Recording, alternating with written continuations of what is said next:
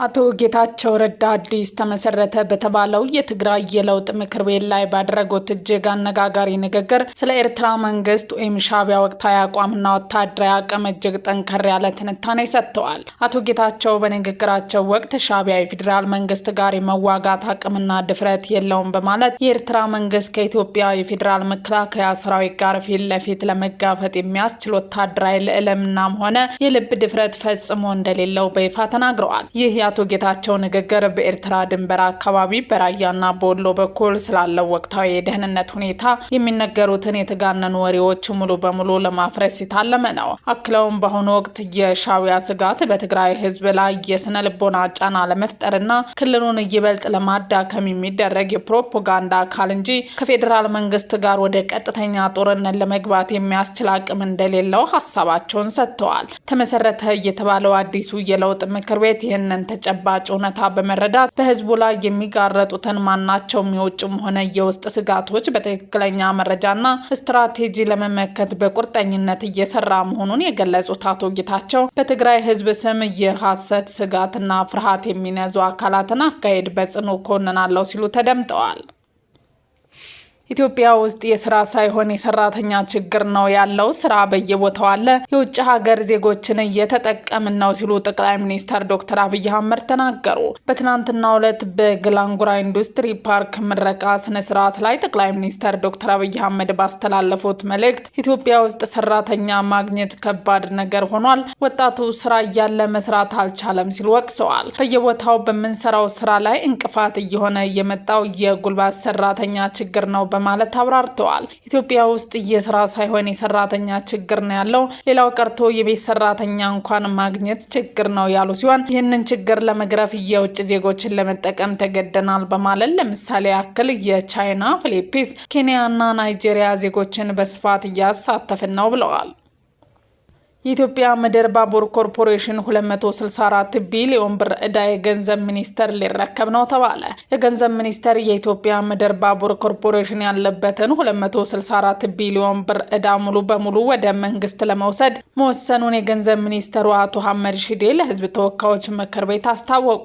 ውሳኔው የተላለፈው ከቻይና አበዳሪዎች ጋር የተደረገው የዕዳ ሽግግር ድርድር መጠናቀቁን ተከትሎ ሲሆን ዕዳው በሚቀጥለው የበጀት ዓመት ሰነድ ውስጥ ተካቶ ወደ ሚኒስቴር መስሪያ ቤቱ ይዛወራል። ኮርፖሬሽኑ ከአዲስ አበባ ጅቡቲና ከቀላል ባቡር ፕሮጀክቶች የሚሰበሰበው ገቢውን ዕዳ ለመክፈል ባለመቻሉ ለከፍተኛ የገንዘብ እጥረት ተዳርጎ ቆይቷል። ሚኒስተሩ ዕዳውን የተረከበው ኮርፖሬሽኑ ከዕዳ ነጻ ሆኖ ያለበትን መሰረተ ልማቶች እንዲንከባከብና አዳዲስ ፕሮጀክቶችን እንዲያጠናቅቅ ለማስቻል ነው። ኮርፖሬሽኑ በአሁኑ ወቅት የለገሃር ዋና መስሪያ ቤቱን ትልቅ የሪል ስቴት የንግድ ማዕከል ለማድረግ ያቀደ ሲሆን ከግል ኩባንያዎች ጋር በመሆን የባለብዙ ዘርፍ ትራንስፖርት አገልግሎት ፍቃድ ለማግኘት እየተንቀሳቀሰ ይገኛል። በአፍሪካ ቀንድ ሰላምና ደህንነት ላይ ያተኮረ ቀጣናዊ ፎረም በጅግጅጋ ተካሄደ። በአፍሪካ ቀንድ ሰላምና ደህንነት ላይ ያተኮረ ቀጣናዊ ፎረም በሶማሊያ ክልል ጅግጅጋ ከተማ ተካሂዷል። በአፍሪካ ቀንድ ዘላቂ ሰላም ለማረጋገጥ ቀጣናዊ ትስስር ማጠናከር በሚል መሪ ሀሳብ እየተካሄደ በሚገኘው መድረክ ላይ የህዝብ ተወካዮች ምክር ቤት አፈ ጉባኤ ታገሰ ጫፎን ጨምሮ የቀጣናዊ ሀገራት ከፍተኛ የስራ ኃላፊዎች ተገኝተዋል። መድረኩ ድንበር ተሻጋሪ የንግድና የኢኮኖሚ ትስስርን ለማጠናከርና የቀጣናውን ስብስብ የሰላምና ደህንነት ፈተናዎችን በዘላቂነት ለመፍታት ጉልህ አስተዋጽኦ እንዳለው ተነስቷል። በአፍሪካ ቀንድ ቀጣና ዘመናትን የተሻገሩ ችግሮችን ለመፍታት የነበረው የቅንጅት ክፍተት በመስበር ነባራዊ ሁኔታን ያገናዘበ ትብብርን ማዕከል ያደረገ አዲስ የመፍትሄ አቅጣጫን መከተል አስፈላጊ መሆኑ በፎረሙ ላይ ተመልክቷል። ፖሊስ በከባድ ሙስና ወንጀል እንደሚፈልጋቸው ይፈልጋሉ ማስታወቂያ ያወጣባቸው ወይዘሮ በረከት ወርቁን ጨምሮ 4 ሰዎች ችሎት ላይ ሳይቀርቡ ቀሩ። ተከሳሾቹ በችሎት እንዲገኙ ለመጠባበቅ ተለዋጭ ቀጠሮ ሰጥቷል። የፌዴራል ከፍተኛ ፍርድ ቤት የልደታ ምድብ 3ኛ የሙስና ጉዳዮች ወንጀል ችሎት በገበያ ላይ የነዳጅ እጥረት እንዲከሰት አድርገዋል የተባሉ የኢትዮጵያ ነዳጅና ኢነርጂ ባለስልጣን ምክትል ዋና ዳይሬክተርና የኢትዮጵያ ነዳጅ አቅራቢ ድርጅት ዋና ዳይሬክተርን ጨምሮ የከባድ ሙስና ወንጀል ክስ የተመሰረተባቸው 13 ግለሰቦች ላይ የቀረበባቸውን ክስ መቃወሚያ ለመስማትና በመዝገቡ ከ6 እስከ 10ኛ ተከሳሾች መቅረብ ለመጠባበቅ ለዛሬ ግንቦት 10 2018 ዓ.ም ቀነ ቀጠሮ ሰጥቶ ነበር። የፌዴራል ከፍተኛ ፍርድ ቤት የልደታ ምድብ 3ኛ የሙስና ጉዳዮች ወንጀል ችሎት የቀረበው ይህ የክስ መዝገብ ተከሳሾቹ ስልጣናቸውን አላግባብ በመጠቀም በሀገር አቀፍ የነዳጅ አቅርቦትና ስርጭት ላይ ከፍተኛ ችግር ማድረሳቸው ያመለክታል። ተጠርጣሪዎቹ ከመመሪያ ውጪ የነዳጅ ግዥና አከፋፋይነት ፍቃድ በመስጠት በመቶ ሺዎች የሚቆጠር ሌትር ናፍጣ በኮንትሮባንድ እንዲሸጥ በማመቻቸትና ከጅቡቲ የሚመጣ ድጎማ የተደረገበትን ነዳጅ ከቁጥጥር ውጪ በማድረግ ተወንጅለዋል። በዚህ ህገወጥ ተግባር ምክንያት በመንግስት ላይ በ10 ሚሊዮኖች የሚቆጠሩ የገንዘብ ጉዳት የደረሰ ሲሆን ከ1.9 ሚሊዮን ሊትር በላይ ነዳጅ ለታለመለት ዓላማ ሳይውል እንዲባክንና የነዳጅ እጥረት እንዲባባስ ማድረጋቸው በክሱ ተዘርዝረዋል።